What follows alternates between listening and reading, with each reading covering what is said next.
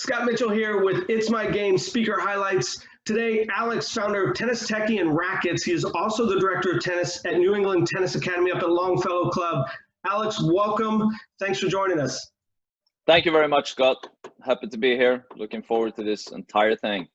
Yeah, it'll be fun. It'll be neat. We want to get your insight. I mean, I know you do so much, not only with your programming and running the academy up there, but I know you do a lot with Tennis Tech. And if you can tell us a little bit about you, what you've done, maybe what your career and guided you up into this point, but also about the company that you do, and then we'll tail off and do a little bit about what you do with your tennis academy. Yeah, sure. Yeah, no. So I'm originally from Sweden. I got over, played some college tennis, and then after that, I started coaching and realized that we could do quite a bit more with technology. So I ended up getting into that. Skill building app was the first thing that happened, and I was doing some video analysis for the Aggies, etc. So I started getting involved in a lot of different things that was tied in with technology and player development, and that's kind of when I started Tennis Techie, which is started a Facebook group, and people were interested to find out about productive use of technology, and I kept going with it and educate coaches, etc., and learning myself from everybody about it. Yeah. So that's tell us a little bit about Tennis Techie. You know, it's technology is such a big thing, and it's a big part of our tennis world these days, especially with the high performance. So you're seeing all the different data that's being collected on the Pro Tour. Tell us a little bit about what your company does. Yeah, so Tennis Techie in particular, I mean, all I'm doing and we're doing is trying to educate coaches and inform about what's new, what's out there, productive use of it in terms of using particular processes, things that are sustainable. I test a lot of products, and I speak to a lot of companies that have tennis technology or things that could be implemented as tennis teaching or learning technology. So that's really what it is. Wow. It's all about information. I mean, sure, we can do video analysis, etc., but it's basically about information and try to push the industry forward, really. Right. Absolutely. And I think that's what this conference is going to do, right? So again, it's a neat conference. It's something that we've never done before. It's all virtual. It's over 20 speakers that are going to be doing it with you, along giving a presentation, 40 hours of content. I mean, this is going to hopefully open some eyes with not only programming or how we teach kids, but the technology side that we can implement in a lot of different ways. I think you mentioned products. You have another element to your business called Rackets. I don't know if you want to share a little bit about what people could expect as that rolls out in the next few months. Yeah, it's essentially interactive wall tennis. So we'll be more officially releasing that very shortly, and I'm excited about it. You can think about it as the backboard 2.0. Wow, that'll be cool. Maybe tell us a little bit about where you see technology heading over the next several weeks, months, years in the tennis world. Yeah, well, first off, I'm excited about what I've seen during COVID times. It wasn't necessarily voluntarily by many, but coaches that didn't look into technology that much prior started looking at it. So just that to start with is exciting. I'm really hopeful we're going to have way more coaches post-corona doing more things with technology. Now, having said that, where it's going, this part is very interesting to me, and it has been for many years now, and that's part of why I do what I do, I think. And that's, I feel that we are going to shape it. We have two options. It's going to be us shaping it, or the big commercial companies that manage to get into our game. And I just really hope that us as coaches that we get involved enough to where we can start shaping these tools, because it's a little bit of external business dictating already, I feel, versus the coaches. Now, if we use the tools and we're looking for ways of doing it, and we have people in power, so to speak, at the clubs, letting the coaches play around with some technology, dedicating some time to creating new processes, then I think we have a chance of shaping it. Because there's many different facets, but that's big picture. That is my big hope, that we help shaping it as coaches.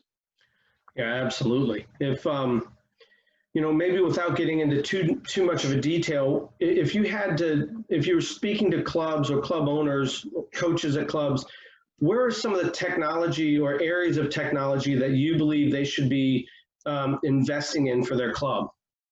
Yeah, I think now, starting about now, obviously it's tricky for some clubs after what we've just gone through, but I do think some kind of a smart court makes sense.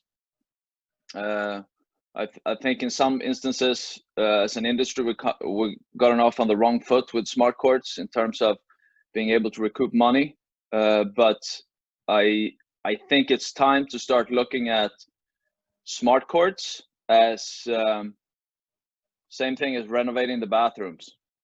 You know, we're coaches, club owners tend to look for a direct line of recouped revenue, and I think we need to shift that thinking. We need to bring, if we can bring automated technology in that adds value to the end client, and they can leave with something, that's a big deal, and we can do that now, and it's actually not that costly. So I think that, and then in general, just having coaches get better and better with video analysis. I mean, we got powerful phone in our hands, and if used correctly, then it can be a great tool. Now, within you, or maybe with staff development or within your company, I think, you know, what I have heard in the industry a little bit is I think a lot of people are capable of probably videotaping, you know, somebody hitting or playing a match or whatever. But the concern, I think, for many is, then what do I do with it? How do I analyze that information, and how do I get that to the player or to the parent? Is that something that you would be that you help with? Is that part of your company, is to provide you know, areas of them understanding how to deliver this once they videotaped it? Yes, and that's really part of the process, and that has been well, ignored, so to speak, because it's the companies themselves tend to isolate and get to a certain point. It's not the holistic thing, and if you try to build the whole thing, then you might get a lot of things that the coach or the club does not need. So I think some custom work there, and it does not have to be that high tech, but something that's sustainable, that keeps track.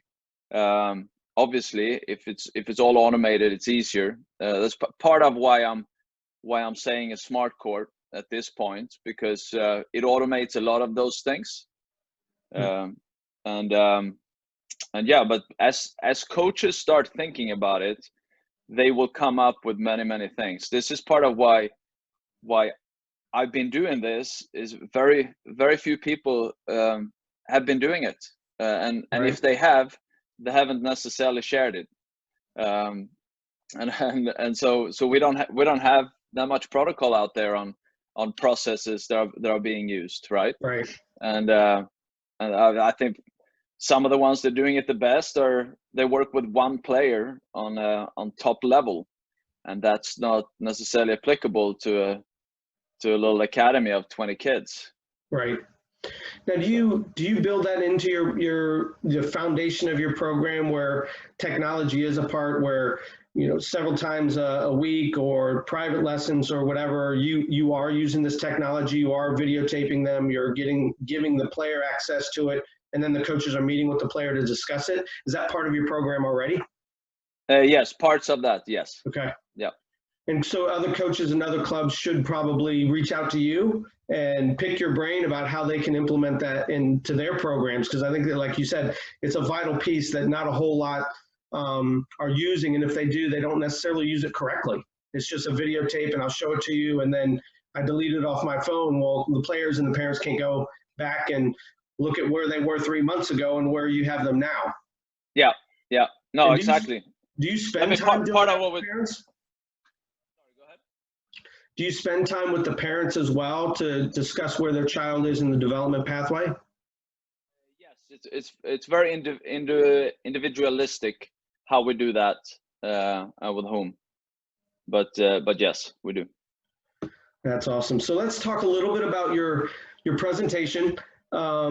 We're excited to see you. We're excited to get your presentation. It's a lot of information that I know that you've given here, but without giving away all the secrets, because we want people to register and watch. But I think your presentation is called My World, Same Game Using Technology with Your Players. Tell us a little bit about what the coaches can expect by watching your presentation. Yeah, we'll go into a little bit about the different processes, things that have worked, not worked, in my experience and some others' experiences.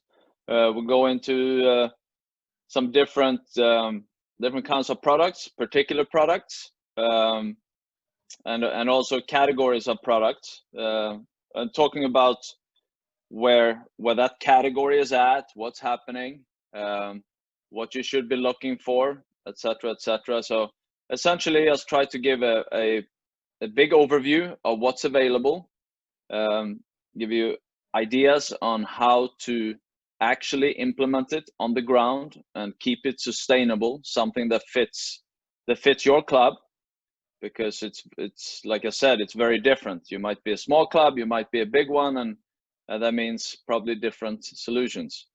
And yeah, that's pretty much it overall. And then I'll be taking a lot of questions as well. So Good. Yeah, don't give any secrets away for sure.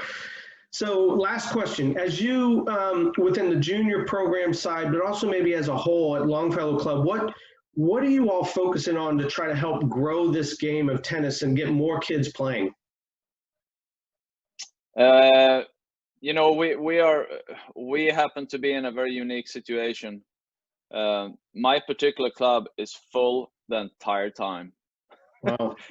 So that doesn't mean we don't want to grow the game, but in terms of local issue, when it comes to that, we simply have not had one, Right. and I really hope that continues now afterwards.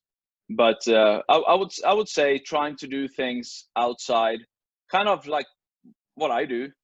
You know, try to share my information as I can. When it comes to the club in particular, and grassroots, obviously we're involved with USTA New England, etc., and we try to have our coaches help out at events, whether it's 12 and under camp for the top kids, or it's beginners, whatever it is, we'll try to be there. So nothing in particular or revolutionary, I would say, but Yeah, I think that's the key, is that a lot of people are looking for this big aha moment or program that they can put in place that's just going to change the whole, the whole dynamic. And it's not. I think it's being consistent, like you said. I bet you have a really good program that gets people in your door and get them through a pathway that hopefully take them to the rec side or to the competitive side. And that's what I think most clubs are missing, is that full pathway that gets people involved, on adults or kids. And you probably have that in place. Yeah, I would say we do. And having come from a smaller club in Texas for many years, it's very different. That was quite a bit harder to do it over there. So that in itself is, I mean, we are very fortunate up here. We have enough players where it's easy to put this into place. But I can really empathize with coaches, students, parents, in places where you don't have the amount of players, where it's as easy to do this. So I do think that's something maybe really look into. And that's something that I don't have to look into right now because I'm not in that situation. But Right. I do remember the pain. Right. Yeah. Well, Alex, well, I appreciate your time. I think for those of you that don't know, August 14th to the 23rd, you can go to conference.evolve9.com to register. You can do that. We've got all sorts of presentations. Like I said, over 20 presentations that are going to be delivered by coaches from around the world, Alex being one of them. Alex, again, thanks for joining us. Oh, thank you. And I'm looking forward to learning from everybody else too. Yeah, it'll be Thank neat. you.